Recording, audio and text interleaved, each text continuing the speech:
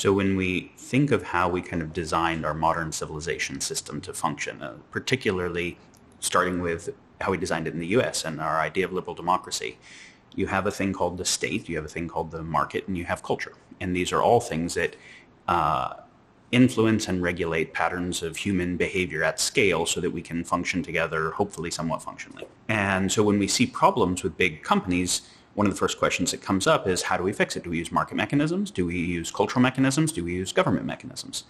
And I think one of the really important points about what's unique about these companies that is different from, say, an oil company or a steel company or a pharma company, a couple things that are important is, I'll just start at a high level and say these companies have actually captured culture, markets, and governments. And I want to explain what I mean by that. But none of those mechanisms as they currently exist are capable of being able to regulate these companies, which means that these companies become more powerful than all of those forces, which fundamentally means a totally new type of society. So why did they capture governments?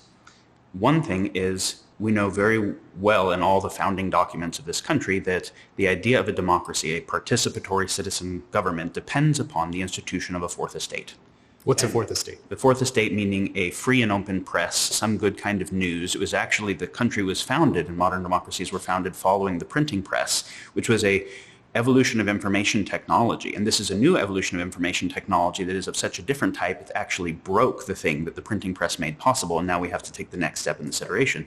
But the printing press kind of broke feudalism and said, we don't need a privileged knowledge class who has access to the knowledge to rule if we can all have the same newspaper and all know what's going on, and we can all have access to textbooks and education, all know what's going on. So the idea of a comprehensively educated public and a comprehensively informed public, which means education and the fourth estate or news, media, were considered prerequisite institutions for democracy to function. And that started with a newspaper. And the newspaper ended up evolving into radio and television, news stations. But there were the element of broadcast, that you had some small number of news stations that could put something out and everybody could read the same thing. And they could agree or not agree, they could react against it, but they were at least getting some shared sense of base reality to then be able to make governance choices based on. That was kind of critical to democracy. Now, when the internet emerged and we went from a few publishers to everyone can be publishers, and there was such a flood of information that nobody could possibly see all of the relevant information, and you have 1 billion search results for any search topic, then what I see isn't going to be me searching through all of that. It's going to be some AI that can go through those 1 billion search results and curate recommended videos for me or curate a news feed of content. And what is the basis of how it curates it? So as we all know from, if we pay attention, if we've ever looked at a friend's Facebook page, if I have someone in the middle of the country who's maybe politically right and someone on the coast of the country who's politically left, their Facebook news feeds probably have not a single piece of content in common about the news of the world. And so not only do they have no content in common, how could you possibly run a democracy if people don't have a shared sense of what's going on in the world?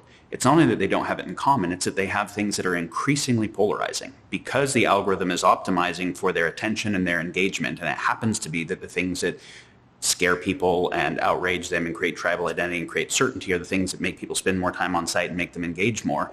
What's happening is not only that the sense of shared base reality is broken, but that the realities are becoming increasingly polarized. And as the population becomes increasingly polarized, they elect and support representatives that become increasingly polarized, which means that the integrity of government itself becomes increasingly gridlocked and increasingly broken down. So can you run a open society? Can you run a democracy where the citizens have as their greatest enemy each other, where they have no shared sense of what is true and they have no shared sense of what is good, and there's some kind of voting that has to happen, and anything that either side advances makes the other side feel more threatened? That's the process of the breakdown of a democracy completely.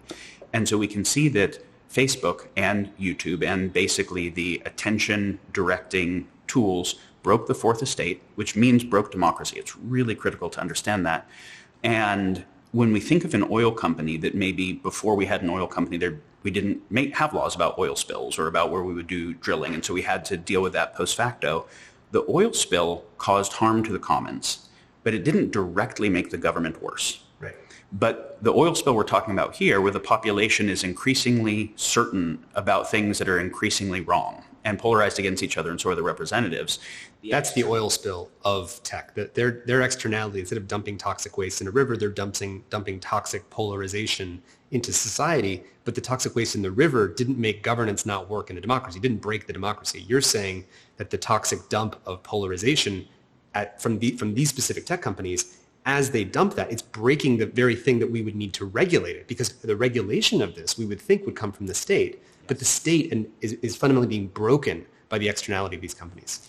Yeah, exactly. So what's happening is as these companies operate and polarize the population so that the representatives who have to appeal to their support base can't possibly work together with each other, because if they work together with each other, they lose the increasingly polarized support base, not to mention that the polarization actually affects the representatives and even the military themselves directly. As these infotech platforms continue to operate, they directly decrease the coherence of government's capacity to govern at all, while increasing their own capacity to influence the population and obviously increasing the total intelligence they have access to know how to change popular opinion to continue to support what they do, and in addition to their financial capacity to lobby and like that. So they're becoming exponentially more capable through the application of exponential technologies, while creating an exponential decrease on capability and coherence of the government that would govern them. And you can't have a regulatory body regulate something that is both more powerful than it and growing faster than it. And that's the key underlying thing that we're trying to say here,